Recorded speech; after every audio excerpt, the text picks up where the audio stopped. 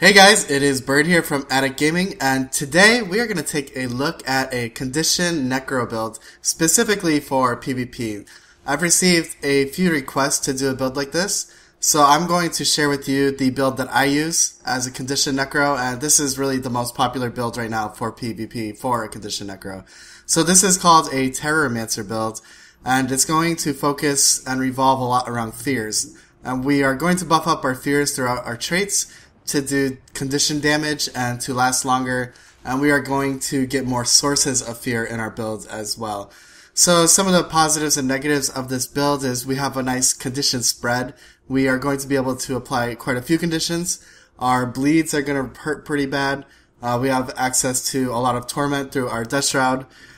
And our fears, we have a lot of CC in this build as well because of the fears, making this build a very good build to team fight with. Now, some of the negatives, if you set up the build differently than I do, this build is very slow, so it can be very vulnerable to being ganked by like a thief or other power builds like that. So I have my build set up a little differently, and we'll talk about that, so I get some movement speed so I can move around. So this build is a build that's going to put out a ton of condition damage, but once people recognize that you're a Terrormancer build, you're probably going to be target numero uno. So you have to be careful about that. It's going to take a lot of adjusting to a certain playstyle where you have to really avoid certain situations. But other than that, let's get into the build. It's a really great build, tons of CC, great build for team fighting. And yeah, you just got to get used to not dying so much. So let's get into the traits of this build. Actually, let me go to the PvP tab. Okay, here are our traits. So we have 6 in Curses, 4 in Death Magic, and 4 in Soul Reaping. We have Barbed Precision. Critical hits have a chance to cause bleeding. Now, we don't have a huge amount of crit. We have 18% because we are going Carrion Amulet. But when we go into Death Shroud, we'll also get Fury, so our crit will be up around 40%, which will help out with the Barbed Precision. Anyway, 18% is still a decent amount of chance to crit to apply bleeds. So we have Hemophilia, increases inflicted bleed durations by 20%, and on our Scepter, we have a lot of bleeding that we apply, so that's really going to help us stack our bleeds, and that's really going to put a lot of pain on somebody. Then we have Furious Demise, gain Fury when entering Death Shroud. This is the trait I was talking about earlier that will give us more crit chance, and we will be able to apply more bleeds with this trait. Here's Terror. This is what the build is named after. Fear deals damage now. It's not just a CC. And it deals additional damage when the person has conditions on them. So you don't want to open up with the Fear because you want to make sure they have a condition on them, because you do quite a bit of extra damage, almost twice the amount of damage. Now this mostly applies only to the opening of a fight. When the fight is going on, everybody has conditions on them all the time, pretty much. So you only have to worry about it when you're opening up. I wouldn't open up with a Fear. Then Target the Weak, increases damage for each condition on a foe. Like I said, we have a good condition spread, so that will increase our damage on the target by maybe 10% or so. Then Path of Corruption, Dark Path now additionally converts boons into conditions. And Dark Path is in our Death Shroud. It is our number 2. So if we use Dark Path on somebody, we will apply Bleed, and we will apply Chill, and we will also remove 2 boons, or actually convert the boons into conditions. In 4 in Death Magic, we have Armored Shroud, gain Toughness while in Death Shroud, giving us a little more survivability. Staff Mastery, reduces recharge on staff skills. That's important because, yes, we are using a staff. That will allow us to apply our Fear, our Reaper's Mark, more often.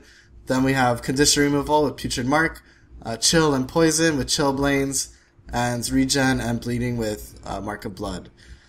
Then we have Soul Comprehension. Your passive life force generation from nearby deaths has increased. Now this is mostly a PvE trait because a lot of things will be dying around you.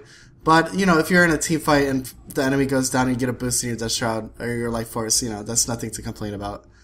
And then Reaper's Protection. When disabled, that's Stun Daze, Knockback Pull, Knockdown, Sink, Float, Fear, or Launch. Inflict Fear on nearby foes. So I've had before a thief try to gank me, and I feared him. This has a 60-second cooldown, but we have other sources of fear. And I feared him like 3 or 4 times. He almost killed himself trying to attack me. So it's pretty funny watching somebody trying to gank you and they just keep fearing away. So it's kind of funny. In Soul Reaping we have 4. We have Gluttony, increases life force gain from skills. Now I wouldn't write off our life force gain because we have a lot in Death Shroud that applies to our Terrormancer build. Some people might think that Death Shroud is mostly for power. But if we go into the Death Shroud, we have Doom, which is our fear, which will do a lot of damage. It's an AoE fear. Life Transfer, which will do an AoE damage, and you steal life force. And then Tainted Shackles, which will stack a lot of torment on nearby enemies. So we do have a lot of condition damage in Death Shroud. Let's see. Path of Midnight reduces recharge on Death Shroud skills. That means we can apply our fear, we can apply the torment more often, and our Dark Path as well. Spectral Armor. Last Gasp, gain Spectral Armor when your health falls below the threshold. So when we go below 50%, we gain Spectral Armor, which gives us protection for 7 seconds, and we gain Life Force as we are taking damage. And then we have Master of Terror. Your fear effects have increased durations, so that's 50%, so our fears are going to last a pretty long time. So those are the traits for a traditional Terrormancer build. Let's go into the gear. Of course, I said before, we're using Carry-On Amulet, which is Power, Vitality, Condition Damage. You don't want to use Rabid necessarily because we need the Vitality over the Toughness in this build. Then we have Rune of the Nightmare, which gives us Condition Damage and Condition Duration, and a 50% chance when struck to cause fear for 2 seconds. Now for our weapons, we're using Scepter, Dagger, and Staff. The Scepter Dagger is really nice because you have all the bleeding on your auto attack. It's actually Necro Scepter is actually one of the nicest auto attacks in the game, actually. Then you have the poison on your number 3, your third animation the third attack in the chain. Then you have Grasping Dead, which applies bleeding and cripple. I like to use this one first, and then I'll go to my dagger and use Enfeebling Blood, and then it'll be easier to hit them with that because they're crippled from the number 2. Then we have Feast of Corruption, strike your target dealing additional damage and gaining life force for each condition on them. So that's actually a nice little power burst, little burst damage that we get because we are using Carry-On, so we have not a ton of power damage, but we have some in there. If we were using Rabid, it wouldn't be nearly as much damage. Like I said, we have a huge array of conditions that we can apply onto a target, so that will just increase our damage even more. And there's Deathly Swarm, which is one of the best skills for a Necromancer. Transfer 3 conditions on yourself to your target. So this isn't just condition removal, but it's condition removal and applying conditions at the same time. So if a warrior hits you with the pin down, puts a mobilize and 6 stacks of bleeding on you, just throw that baby right back in their face. So that's a really fun skill to use, Deathly Swarm. You can really piss people off with that skill. So for the sigils for the weapons, I am using Sigil of Earth and Sigil of Energy. Like I said, this build is a bit slow. You don't have a lot of survivability in this build. You're just kind of like a slow-moving tank. You're going to do a ton of damage, but you really can't get around too quickly. But Sigil of Earth, like I said, we don't have a huge amount of crit chance. We have 18%, but that's enough. For every 2 seconds, we should hopefully get a crit in there. And then when we pop into Death Shroud, we get the Fury, and that will increase our crit chance, and we will be able to apply more bleeds. And then the same thing for the staff. I have Sigil of Earth and Sigil of Energy. We talked about the staff a tiny bit. Let's just go over it again. Now our number 1 are Necrotic Grasp. That's going to give us life force. So don't just ignore this one. You usually want to be in your Scepter using your auto attack, but if you need some life force, you should pop on your staff and use your Necrotic Grasp. Then we have Mark of Blood, which gives us regen and puts 2 stacks of bleeding on them. Then we have Chill Blades, which will put chilled and poison on the enemy, and it also makes a poison field.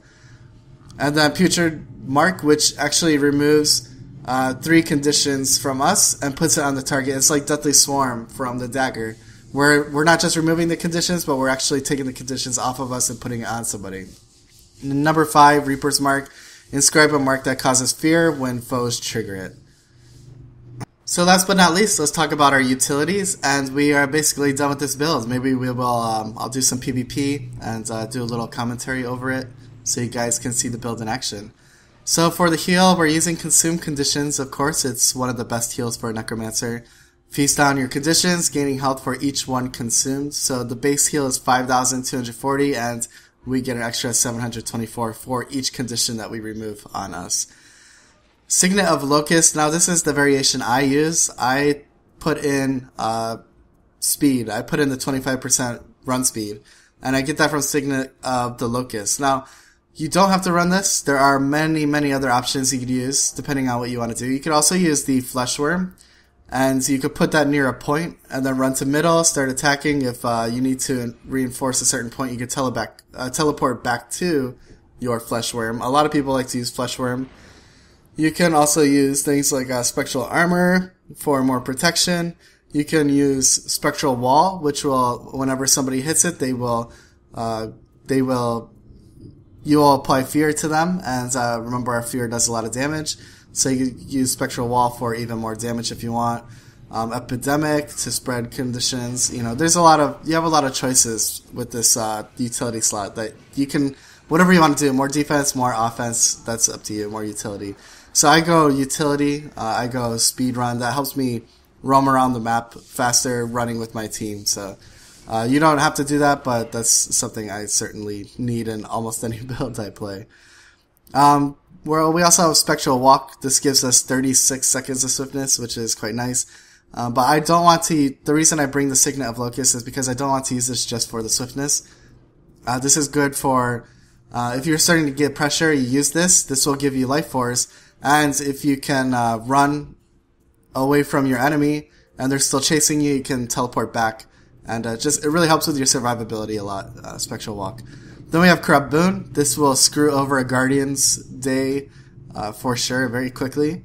This, you poison yourself, okay, so it has some negative effect on you, but you convert up to 5 boons on the target enemy into conditions. So you can take that, you can take the stability, you can take the protection, the regeneration, the might stacks, turn all of those into conditions, and they will be pretty much royally screwed. And then we have Plague. This is, of course, the most obvious choice for a condition necro. And basically, when you go into Plague, you have different choices. You can attack and cause bleeding and poison on people, which is probably one of the best things you want to do. Or you could apply blind and poison, or you can apply cripple, weakness, and poison. So it's up to you. I usually just use the number 1 mostly. So let's get out of that. And those are the utilities and skills. Remember to, when you look at a build that you want to play, put yourself into it, put your play style into it a little bit. Don't be afraid to change up things to suit, the way you want to do things. I for one need movement speed in almost every build I play. So if people are telling me, that the best way to play this build is no movement speed at all, I'm gonna find a way to get some movement speed in there. That's just my own personal play style. I need to be quick. So anyway, this is the build. Let's go into some PvP, and so you guys can see the build actually in action. Okay, so here is a match that I joined. It's just a practice in the custom arenas, and this is on Skyhammer, which is actually a great map for a build like this. Fearing people off of the edges is what this build can easily do. You do have to remember, though, being a dick and fearing people off of cliffs and things like that all the time, you're eventually going to eat your own medicine, which actually happens towards the end of this video. But anyway, just give you an idea of how this build actually works. You can see already I have the Mesmer at 50% HP. Our conditions are going to hit very, very hard. And once you get that fear down and you get some conditions down, they're just going to be basically CC'd the whole time, and there's really nothing they can do about it unless they need a bunch of CCs, breakers, and some Condi cleanses to get out of all of it. So yeah, once you get a fear down, and that's the funny thing about Skyhammer on this map, you'll see later on, is that I knock people off of ledges without even actually trying because of all of the sources of fear we have. I mean, they'll just come up and hit us, and then they'll fear themselves off the ledge. So yeah, this is definitely a very good build for a map like this, which is one of the reasons why people actually hated it, this map being in competitive play. So anyway, we're in a group fight here. This is usually what you want to do, is you want to fight with your group. With a build like this, you need a good supporting cast, because you are not going to survive long in this build if you start getting ganged up on. So you need people around you that that are also competent players, or else you're just gonna think this build's not very good. You're just gonna constantly be steamrolled. So definitely want competent players around you, or else it's just one of those builds you have to have a good team, or else you really can't get anything accomplished. So anyway, it looks like my team is dying here. I'm also dying. I think I ends up dying right here. One of the things you'll see later in this video actually is how strong our down skills actually are. You see I got my fear off on that guy, and I put my chill blades down as well, and you see he just melted away. And he's actually down there dying right now. I wanted to hit him just so he wouldn't res, but I had to capture the point as well, so I'll deal with him later, hopefully. Now this is one thing that you can be susceptible to, is long-ranged burst damage, because they'll probably end up killing you faster than you could kill them. So I'm just hiding behind this pillar while I capture the point, hoping that he comes up close to me. Now that's where I'm in trouble, is the other Mesmer rezzed up. I did capture the point though, so that's nice. Anyway, pop into Death Shroud and pop my fears, and I'm putting my marks down right now. That's something you're definitely going to have to get used to. You see, I put the fear and the chill blades on that Mesmer, and just look at how much health that took off. Just those two abilities alone. But yeah, putting down, I recommend if you're going to use the staff to use the, for the AoEs, use the fast with range indicators, so it just pops off quicker. And that's something you're going to have to get used to. It's like playing an engineer, grenade engineer. That's just something you have to get used to. Anyway, this is me running around, just trying to survive, waiting for my heal to come up. I'm pretty much outnumbered at this point. It's just me. I don't know where the rest of my team was, but I'm trying to hold on to it. But this is like the situation you don't want to be in with a build like this, because you're just not going to survive. You just don't have the survivability to take on multiple people at a single point. So I'm going to end up dying here. But just watch this. When I fear this guy, look, I didn't even fear him the first time. The first time he got feared because he hit me. And then my down skill feared him. So he was actually feared for a very long time. And look, he's almost dead already. I put my number 3 down, I'm going to fear him again. And I actually end up killing this guy. So I'm going to try to get back up. And hopefully my teammate can do something about it. Which actually, I already know what happens. But he's actually going to stomp the clone instead of the actual Mesmer, and I die. I should have actually lived through that, but what you gonna do? You can only control so much. Here is another example from the same match. I'm trying to fear this guy to get him off of my teammate, throwing my marks down. You can see how my condies just ate through that guy. Now, unfortunately, there's a thief stomping my friend, and you can see how the thief hit me, and he feared himself because of our sources of fear. And you can see the thief actually hit me again, and actually feared himself off the cliff. I didn't even do anything.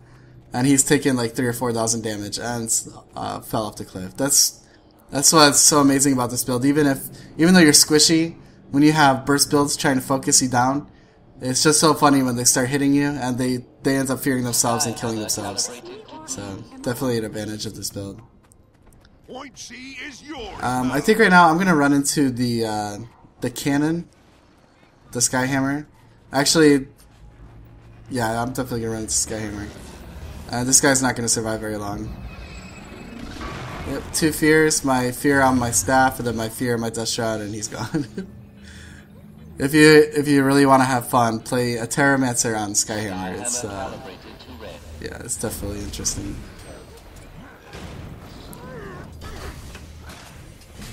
I actually haven't been using my scepter all that much in this game. I've been in my staff quite a bit. But again, this is another situation I probably don't want to be in. I hop into my Death Shroud so I can try to fear these guys off the cliff, but it doesn't work. And you have to be careful yourself because there's a Mesmer trying to position against me to shoot me off, or to throw me off. So you have to be careful about that. So now I popped into Plague Form, and that gives my team a lot of AoE conditions right now. I saw the Mesmer pop out, so I'm gonna go chase him, and then I realized what a bad idea that was. So I'm gonna go back in. And then this is a good time. Don't be afraid to pop out of your plague form early if you have to heal. Just get out of it, then you can heal and survive. There's no point in staying in plague form for so long that you end up dying. And I gotta put my marks at the entrance, so if any of them come out, they're gonna hit my marks. All right, so this is the last fight on the map. My team's not doing so well. We're losing right now, and you can see kind of the devastating effect that the Terrormancer has when you run into a point and you throw down your marks. You can see everyone just scattering and running away. You can see my conditions eating through people right now. So remember when I said eventually, if you're gonna be knocking people off the ledges the whole game, eventually you can eat your own medicine or you can taste your own medicine. Unfortunately, a thief stole from me and used the fear against me and knocked me off. So anyway, that's the game. I hope this gives you a good idea of how the build works. I didn't use the scepter or dagger too much, but it's pretty straightforward. Use your number 2 first, then your number 5. So anyway, that's how the build works. It's a good condition build with a lot of crowd control. And very devastating when it runs into points. Just make sure you are playing with a competent team that can protect you and a team that you can work well together with. Anyway, this has been Bird from Gaming. I'll see you guys next time.